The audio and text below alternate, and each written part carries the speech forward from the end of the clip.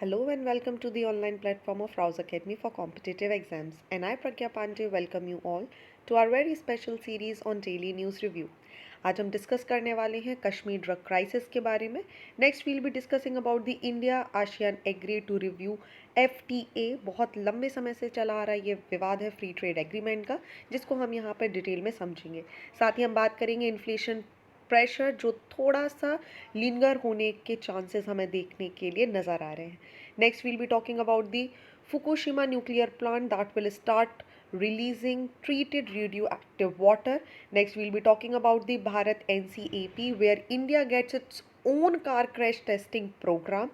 And next we'll be talking about the NASA ESA, those who will support ISRO in the upcoming research. Lastly, we'll be talking about the causing flood is a terrorist offense in proposed Bharatiya Nyaya Sanhita bill. So without wasting any time, let's see what is in the news.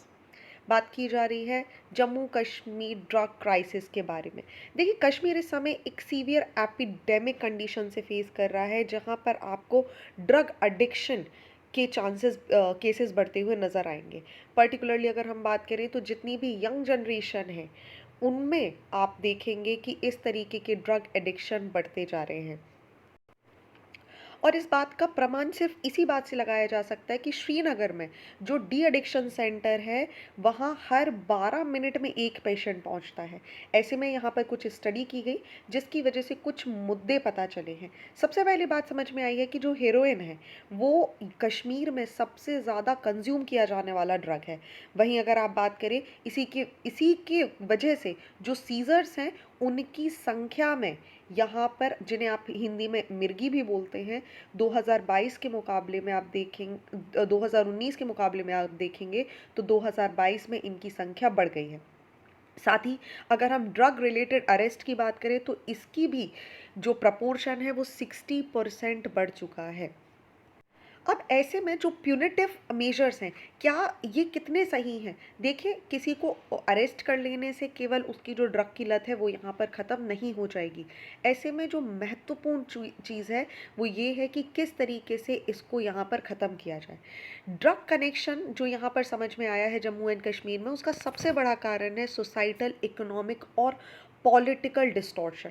एक बहुत बड़ी study यहाँ पर सामने आई है Jammu and Kashmir में, जिसमें जो इंस्टीट्यूट है मेंटल हेल्थ और न्यूरो साइंस कश्मीर, इन्होंने एक डेटा रिलीज़ किया है जिससे ये पता चल रहा है कि यूथ में अनएम्प्लॉयमेंट बहुत ज़्यादा है, एजुकेशन लेवल कम होता जा रहा है और परिणाम स्वरूप आप देखेंगे कहीं ना कहीं एक सोशो इकोनॉमिक और पॉलिटिकल अनरेस्ट की वजह से जो एडिक्शन है वो यहाँ बढ़ता जा रहा है.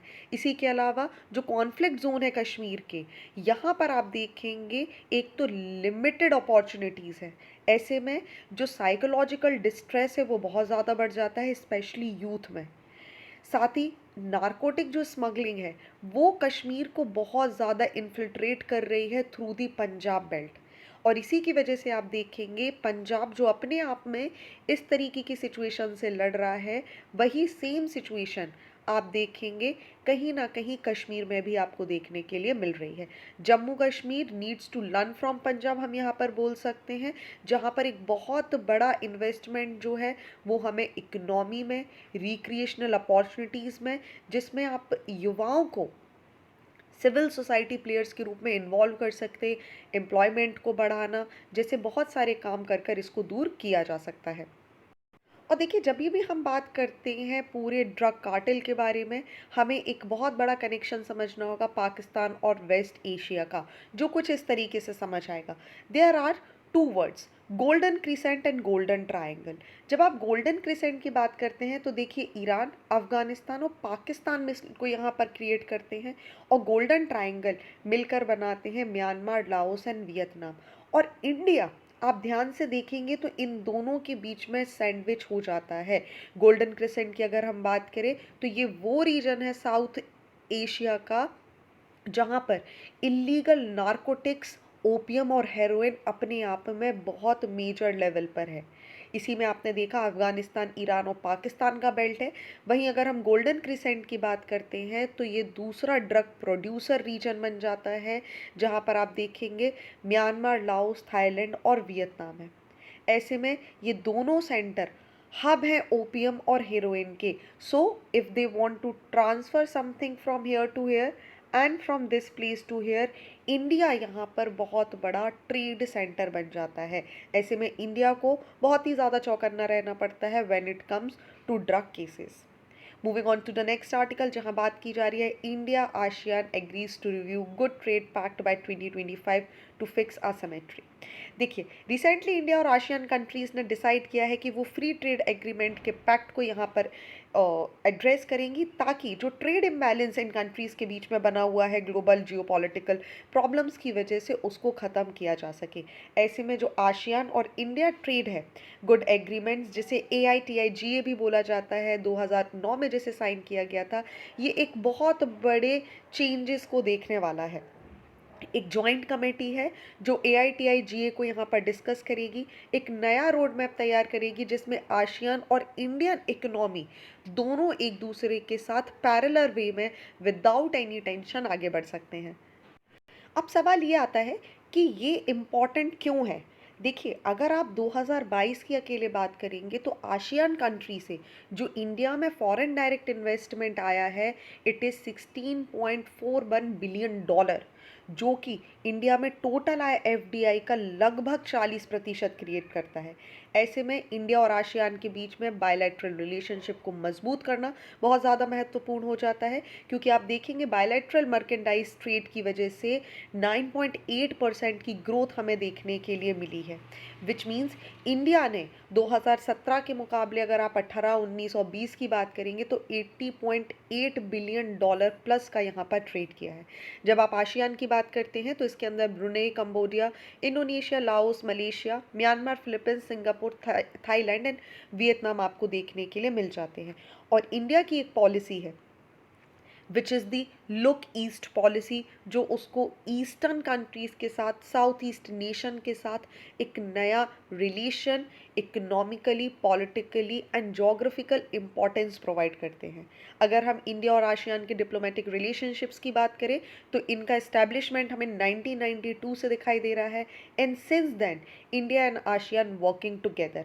और इसी इस्टेब्लिशमेंट को स्ट्रॉन्ग बनाने के लिए दोनों कंट्रीज़ ने साइन किया था दोनों आशियान कंट्रीज़ और इंडिया ने साइन किया था फ्री ट्रेड एग्रीमेंट इन 2010। देखिए, जब हम AITI-GA की बात करते हैं तो इसका नाम है ASEAN India trade in goods agreement. ये AITI-GA का एम है जो टैरिफ्स हैं गुड्स के ऊपर, उनको यहाँ पर ख़त्म करना, ट्रेड और लिबरलाइजेशन को बढ़ाना। दोनों कंट्रीज़ बहुत सारे सेक्टर्स में, जैसे machinery, electronic goods, chemical, textile और एग्रीकल्चर के सेक्टर में बहुत बड़ा काम करती हैं। आशियान की हम बात करें तो ये 4th लार्जेस्ट ट्रेडिंग पार्टनर बन जाता है इंडिया के लिए। अलॉन्ग विद दैट, अगर हम इन्वेस्टमेंट और इकोनॉमिक कोऑपरेशन की बात करें तो FDI का बहुत बड़ा सोर्स है, जैसा मैंने आपको बताया 37% से भी ज़्यादा का FDI इन्वेस्टमेंट हमें यहाँ देखने के लिए मिला है। इंडिया की अगर हम इन्वेस्टमेंट की बात करें तो इंडिया ने आशियान कंट्रीज़ में टेलीकम्युनिकेशन, ऑटोमोबाइल्स, केमिकल्स और टेक्सटाइल में बहुत हाई सेक्टर पे हाई अमाउंट में यहाँ पर इन्वेस्टमेंट किया है, जो इन्वेस्टमेंट आगे आने वाले सालों में डबल और ट्रिपल होने के भी चांसेस हैं। एग्जाम्पल अगर हम बात करें chemical, electronics and information technology में। सो विद दिस मैप आप समझ सकते हैं आशियान की कंट्रीज कौन कौन सी है and why they are important for India. Moving on to the next article, जहां बात करेंगे inflation pressure may tick up but food prices to ease soon. ये स्टेटमेंट रिलीज किया है हमारी मिनिस्ट्री ने। देखिए, इंडिया में इन्फ्लेशन की कंडीशन लगातार बढ़ती जा रही है, फूड प्राइजेस इंक्रीज होते जा रहे हैं, चाहे आप वेजिटेबल प्राइजेस की बात कर लीजिए या डे टू डे यूज़ में आने वाले चावल की बात कर लीजिए।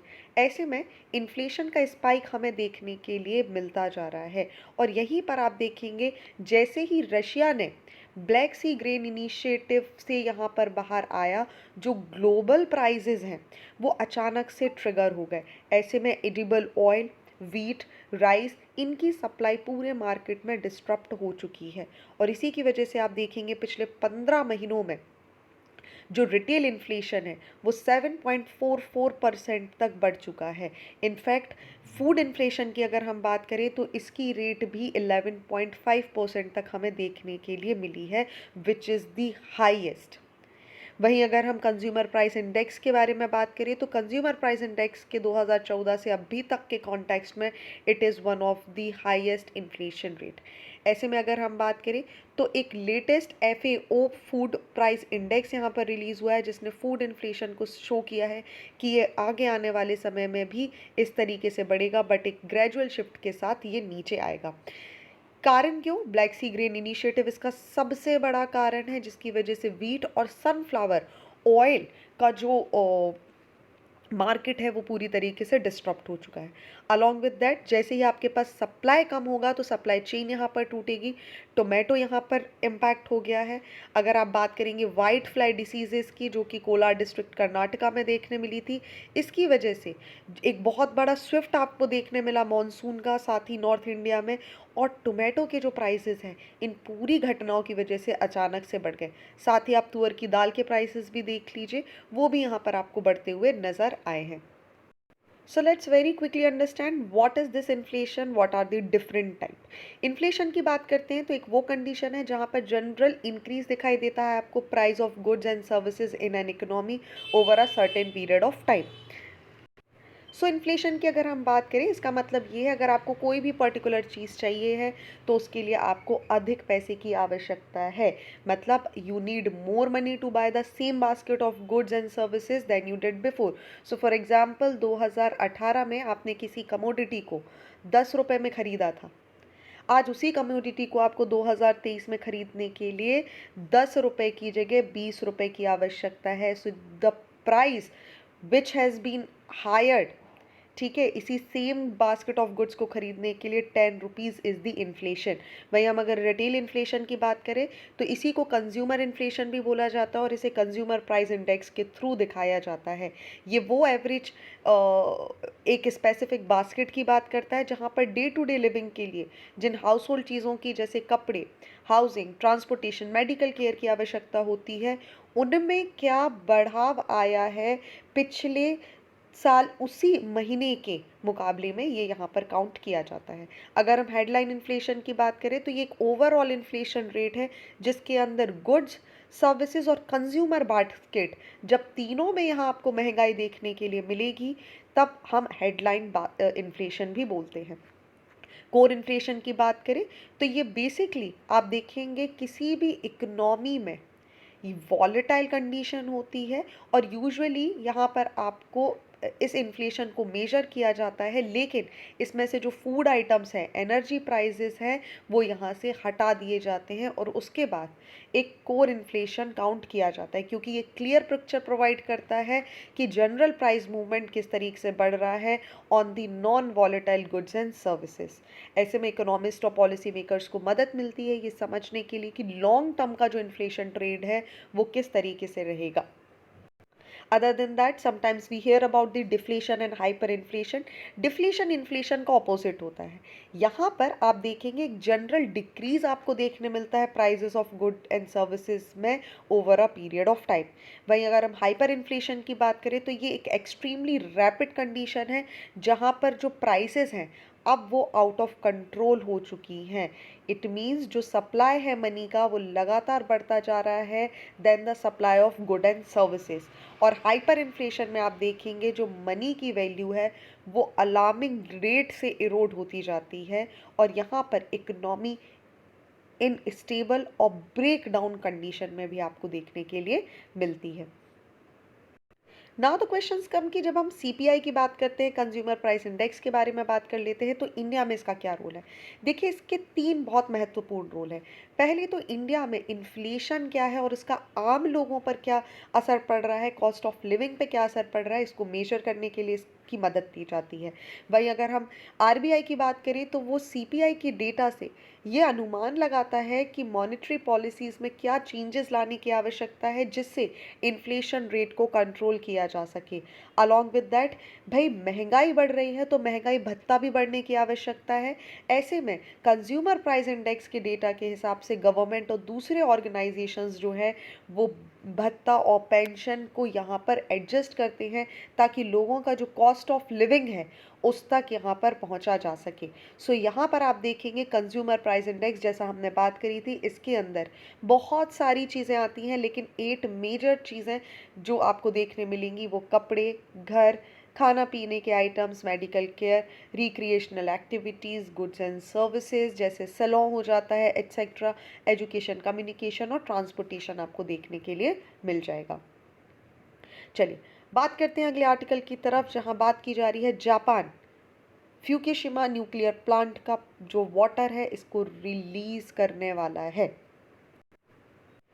देखिए हुआ क्या है, जापान आप देख रहे हैं जो फुकुशिमा रेडियो एक्टिव प्लांट है, जापान ने यहाँ पर डिसाइड किया है कि वो जो वाटर है इसका पावर प्लांट का इसको पैसिफिक ओशन में रिलीज करेगा।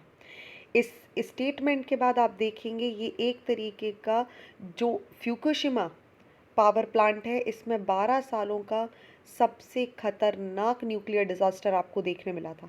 चाइना जिसने इस स्टेटमेंट का बहुत ही पुरजोर विरोध किया है और उन्होंने बोला है कि this statement is not good. यहीं पर जितने भी आप देखेंगे हांगकांग, मकाओ, उन्होंने ये बोल दिया है कि जितना भी एक्वेटिक प्रोडक्ट्स हैं जो भी हम जापान से यहाँ पर ले रहे हैं 10 जापानी क्षेत्रों में हम यहाँ पर बैन कर देंगे। ऐसे में आप देखिए इकोनॉमी के लिए बहुत बड़ा झटका ये साबित हो सकता है। साथ ही इन्होंने ये भी बोल दिया है कि भाई इस मूव को हम कंडेम कर रहे हैं और जब जापान ऐसा करेगा तो other than that aquatic products हम वेजिटेबल और डेयरी इंपोर्ट्स पे भी यहाँ पर बैन लगाएंगे। जापान ने देखिए इंसिस्ट किया है कि जो ग्रेजुअल डिस्चार्ज है more than 500 Olympic swimming pools worth of water from the site in north east Japan announced by their prime minister of Fukushima Daiichi nuclear power plant की अगर हम बात करें तो इसमें मैसिव अर्थक्वेक की वजह से और सुनामी की वजह से लगभग 18,000 से भी ज़्यादा लोग मारे गए थे। 2011 का वर्स्ट न्यूक्लियर डिजास्टर ये काउंट किया जाता है। ऐसे में यहाँ पर जो वाटर है जो यहाँ पर ट्रैप है उससे लगभग 1.3 मिलियन टन ऑफ वाटर यहाँ पर इसको कूल करने के लिए यूज़ किया गया था, जो कि इस highly active radio active reactor में था। ऑलराइट, अब ऐसे में इसको यहाँ पर स्टेप आउट करना जापान के लिए बहुत ज़्यादा महत्वपूर्ण हो जाता है। बात करते हैं Fukushima Daiichi nuclear power plant के बारे में। तो ये प्लांट एक कॉम्प्लेक्स न्यूक्लियर रिएक्टर है जो कि अकामा फुकुशिमा प्रीफेक्चर जापान में लोकेटेड है। 2011 की सुनामी और अर्थक्वेक ने इसको डिवास्टेटेड कर दिया था और लगभग 1.13 मिलियन टन से भी ज़्यादा पानी यहाँ पर आवश्यक हुआ इस रेडियो एक्टिव को शांत करने के लिए। अगर हम इसके ऑपरेटर की बात करें तो टैप्को इसको ऑपरेटर करता है। नंबर ऑफ रिएक्टर्स को देखें तो फुकुशिमा दाइची प्लांट में इनिशियली 6 बॉइलिंग वाटर रिएक्टर्स थे और एक से लेके 6 लेबल्ड यूनिट्स आपको देखने के लिए मिल जाएंगी। 2011 मार्च 11 का ये इंसिडेंट है जिसने इस पूरे के पूरे सिस्टम को हिला दिया। अब इसके साथ कुछ घटनाएं घटी। जो फ्यूल पूल इशू है वो यहाँ पर सबसे बड़ा है। देखिए जो स्पेंट फ्यूल पूल यूज़ है यूनिट 3 और 4 दे फेस्ड कूलिंग प्रॉब्लम्स और इसी की वजह से जो हाइड्रोजन एक्सप्लोजन है वो सिग्निफिकेंटली यहाँ पर बढ़ गया और उसी के कारण रेडियो एक्टिव मटेरियल्स भी देखने के लिए मिले। रेडिएशन रिलीज की बात करें तो जैसे ही रेडियो एक्टिव मटेरियल यहाँ पर रिलीज हुए जितना भी रेडियो एक्टिव एलिमेंट था वो भी एनवायरनमेंट में रिलीज हो गया, जिसकी वजह से आसपास के पूरे क्षेत्र कंटामिनेट हो गए। इवैक्यूएशन की बात करें तो एक बहुत बड़ा इवैक्यूएशन जोन यहाँ पर बनाया गया सो दैट जितने भी रेसिडेंट हैं जो प्लांट के आसपास या पोटेंशियल रेडिएशन एक्सपोजर में आए हैं उनको बताया जा सके। सीवियरिटी की बात करें तो फुकुशिमा दाइची एक्सीडेंट को क्लासिफाई किया गया है लेवल 7 के अंदर।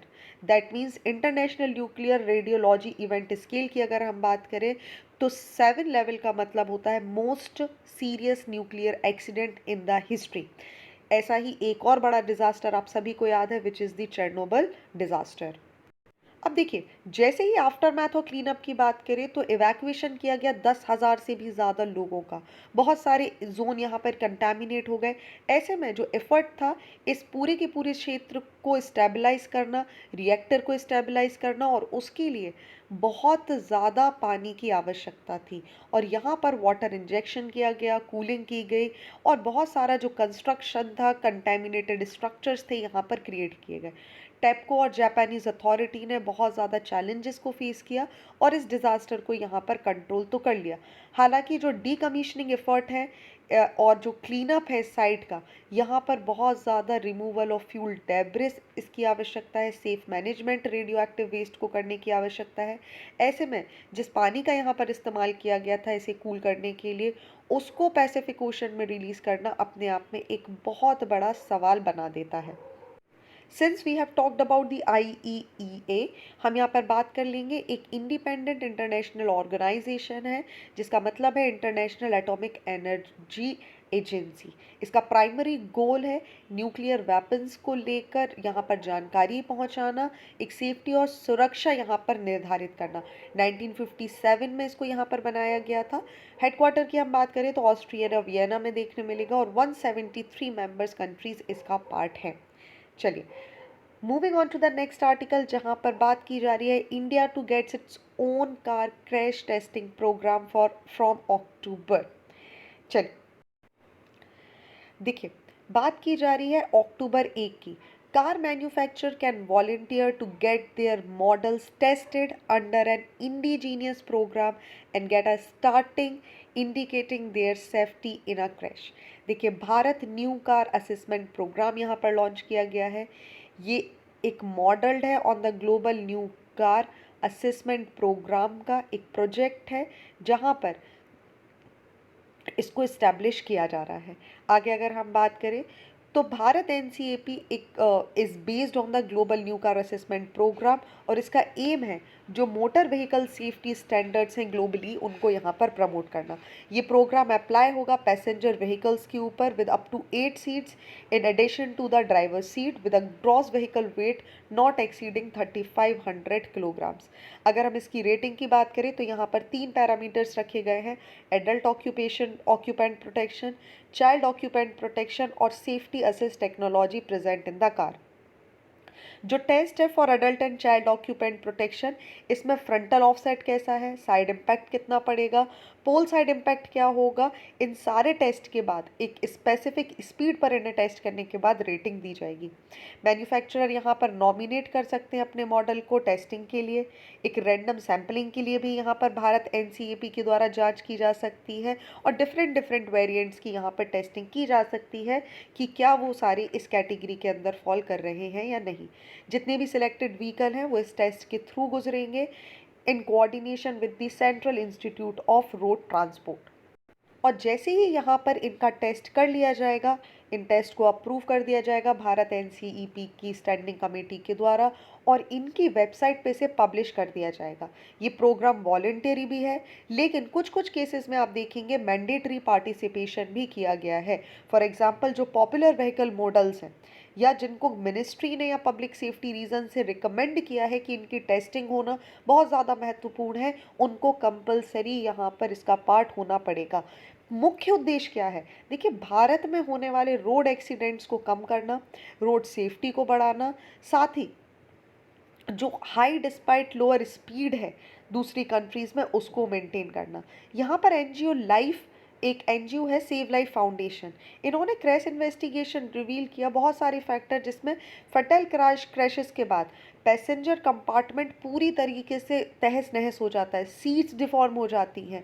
ऐसे में जो टेक्नोलॉजी है उसका यहाँ पर कम यूज़ किया जा रहा है। भारत में इस तरीके के जो सेफ्टी मेजर्स हैं उनको बहुत ज़्यादा नकारा जा रहा है। इसी को ध्यान में रखते हुए भारत NCAP ने एम किया है कि ये कैजुअलिटीज़ को कम करने के लिए, इंजरीज़ को कम करने के लिए और जितने सोसाइटल इम्पैक्ट हैं रोड ट्रैफिक और इंसिडेंट्स की वजह से जो आपको देखने के लिए मिलते हैं उनको कम करने के लिए ये काम यहाँ पर किया जाएगा। Global new car assessment program की चर्चा करें तो 2011 में इसे बनाया गया था। एक इंटरनेशनल नॉन प्रॉफिट ऑर्गेनाइजेशन है जिसका मुख्य उद्देश्य जितनी भी रोड सेफ्टी व्हीकल्स हैं इनको एवेल्युएट करना, इनकी सेफ्टी की को जांचना, साथ ही वर्ल्ड वाइड क्रैश टेस्ट को कंडक्ट करना और सेफ्टी रेटिंग्स यहाँ पर प्रोवाइड करना। ग्लोबल NCEP की बात करें तो ये कोलैबोरेट करने वाला है with government agencies, international organization, automotive manufacturers and so on. Safety rating की बात करें तो ग्लोबल एनसीईपी कंडक्ट करता है इंडिपेंडेंट क्रैश टेस्ट, और यहीं पर इस सेफ्टी के हिसाब से रेटिंग भी दी जाती है। व्हीकल्स को एवेल्युएट किया जाता है एडल्ट ऑक्यूपेशन प्रोटेक्शन पे, चाइल्ड ऑक्यूपेशन प्रोटेक्शन पे, पेडिस्ट्रियन प्रोटेक्शन किस तरीके से है, या सेफ्टी असिस्टेंट टेक्नोलॉजी कितनी आपको देखने के लिए मिल रही है। जो व्हीकल इनको अवार्ड किए जाते हैं start rating, they are typically ranging from 0 to 5 stars based on their safety performance. Higher star का मतलब है बेटर क्रैश वर्दीनेस, और 0 स्टार का मतलब है कि यहाँ पर they are not reliable at all. Okay, चलिए moving on to the next article, और बात करने वाले हैं NASA ESA to support ISRO during moon landing today. और जब हम इस न्यूज़ को यहाँ पर रिकॉर्ड कर रहे हैं तब चंद्रयान 3 ने बहुत ही सक्सेसफुल लैंडिंग कर ली है। So it's a great news for all of us, so congratulations India and ISRO. देखिए इंपॉर्टेंट है, ग्लोबल कोलैबोरेशन आप देखिए बहुत महत्वपूर्ण हो जाता है। जो ग्राउंड स्टेशन है नासा और ईएसए के, ये इसरो के चंद्रयान 3 को यहाँ पर मदद कर रहे हैं कि सिंस जुलाई 14 उसकी सेफ लैंडिंग के लिए। ईएसए को ग्राउंड स्टेशन की बात करें जो कोरूम फ्रेंच ग्वेना में सिचुएटेड है, साथ ही आप इसके आसपास गुनी हिल ईस्टर्न स्टेशन यूके में बात करेंगे। ये लगातार सैटेलाइट को यहाँ ट्रैक कर रहे हैं, टेलीमेट्री रिसीव कर रहे हैं, और क्या कमांड या मिशन ऑपरेशन सेंटर जो बेंगलुरु है उसको यहाँ पर सहायता दे रहे हैं। चंद्रयान 3 के लैंडर की अगर हम बात करें तो उसने फाइनली यहाँ पर सक्सेसफुल लैंडिंग कर ली है। चलिए डॉपलर इफेक्ट की हमें यहाँ पर चर्चा करनी होगी, सिंस उसका जिक्र यहाँ आपकी न्यूज़ में किया गया है। ओके, देखिए डॉपलर इफेक्ट जैसे ही किसी चीज़ में आप ऐसे पत्थर फेंकते हैं, आपने देखा होगा, सो एक शिफ्ट है फ्रीक्वेंसी में of wave in relation and observation due the relative motion. जब किसी भी पानी में आपने कोई पत्थर फेंका है, ओके, तब उसकी फ्रीक्वेंसी चेंज होगी, और जब वो वाइब्रेशन दूर तक पहुंच रहे हैं जो वेव्स है उनको ऑब्जर्व करने के टाइम पर इसकी फ्रीक्वेंसी चेंज होगी। यही आपका डॉपलर इफेक्ट बात करता है। दैट मीन्स ये वो कंडीशन है जब साउंड या लाइट जो सोर्सेज है they are moving relative to an observer. इसकी वजह से पिच में और फ्रीक्वेंसी में आपको चेंज देखने मिल जाता है। जो कलर है लाइट की वो भी यहाँ पर चेंज हो जाती है। So for example I have told you, imagine आप सामने खड़े हैं किसी साइड वॉक के and a car is driving past while honking. So जैसे ही कार अप्रोच करेगी, जो साउंड है हॉर्न का वो बहुत ज़्यादा पिच पर होगा, और जैसे ही कार दूर जाती जाएगी आप देखेंगे इसकी जो पिच है वो लो होती जाती है। This is the Doppler effect itself. Okay, और यही घटना घटती है लाइट के साथ। अगर हम लाइट सोर्स की बात करें लाइक अ मूविंग स्टार या passing ambulance, when it sirens on it comings towards you and the light waves get compressed and appear bluer than they actually are. So if the light source is moving away from you, what happens? The waves get stretched out and appear redder. और इसी effect की वजह से आप देखेंगे Doppler effect को study किया जाता है, जिसका मुख्य उद्देश्य आपने देखा जब स्टडी किया जा रहा है चंद्रयान को, तब इसको यहाँ पर बहुत ज़्यादा यूज़ किया जा रहा है। चलिए बात करते हैं नेक्स्ट आर्टिकल के बारे में, जहाँ पर फ्लड क्रिएट करना एक टेररिस्ट ऑफेंस माना जाएगा under the Indian penal code. ठीक है, जो प्रपोज्ड भारतीय न्याय संहिता बिल है इसके अंदर आप देखिए, अगर फ्लड की कंडीशन क्रिएट की जा रही है पर्पसली, जानबूझकर, नेचुरल कैलामिटी के अगेंस्ट जाकर, तो आप देखेंगे इसे एक टेररिस्ट कैटेगरी में माना गया है। ओके, अगर हम इस बिल की बात करें तो ये रिप्लेस करना चाहता है ब्रिटिश एरा के इंडियन पीनल कोड को, जहाँ पर जो डिफाइन करता है टेररिज्म को एक सेपरेट ऑफेंस। पहली बार आप देखेंगे अनलॉफुल एक्टिविटी प्रिवेंशन एक्ट 1967 में एक स्पेशल लॉ बनाया गया जो कि केवल और केवल टेररिस्ट एक्टिविटीज से डील करता है। अगर हम इसी बिल के सेक्शन 1116A की बात करें तो ये बोलता है टेररिस्ट एक ऐसा व्यक्ति माना जाएगा जो मैन्युफैक्चर कर रहा है, पजेस कर रहा है, एक्वायर कर रहा है, ट्रांसपोर्ट, सप्लाई या यूज़ कर रहा है वेपन का, एक्सप्लोजिव का, या रिलीज़ कर रहा है न्यूक्लियर, रेडियोलॉजिकल और दूसरे डेंजरस सब्सटेंसेस, और even they are causing fire, floods and explosion, extremely very important definition. ये बिल यहाँ पर बात कर रहा है इंट्रोड्यूस करने की। मॉनसून सेशन में इसको यहाँ पर रखा जाएगा। अगर ये पास हो जाता है तो आप देखेंगे यहाँ पर इसको रख दिया जाएगा। कारण क्यों? जो सेफ्टी इश्यूज हैं जिससे लोग ज़्यादातर सरवाइव करते हैं, जिसको इग्नोर कर दिया जाता है, डैम्स और इनको बनाने में फ्लडिंग की सिचुएशन आती है, उसको इसके अंदर लेकर आना। चलिए तो बात करते हैं आज के मेंस के क्वेश्चन के बारे में। पहला सवाल है, what are the key aspect and recent development in the India's relation with ASEAN? How has the free trade agreement, collaboration and strategic partnership contributed to the economic, political and security ties between India and ASEAN countries? Next question is, what are the advantage and disadvantage of using nuclear energy as a source of power? How does nuclear energy compare to the other forms of the energy in terms of its environmental impact, efficiency and potential risk, including safety concerns and nuclear waste management? So आप अपने सवालों का जवाब हमारी website rausacademy.in पर जाकर दे सकते हैं। ये थे आज के इंपॉर्टेंट आर्टिकल। आई होप आपको सारी चीज़ें क्लियर हो चुकी होंगी। Thank you for watching this video. Do not forget to hit like button, comment your valuable feedback and also press the subscribe button to never miss any updates. Please follow us on Instagram and Facebook. Links are given below in the description box. Thank you and see you tomorrow.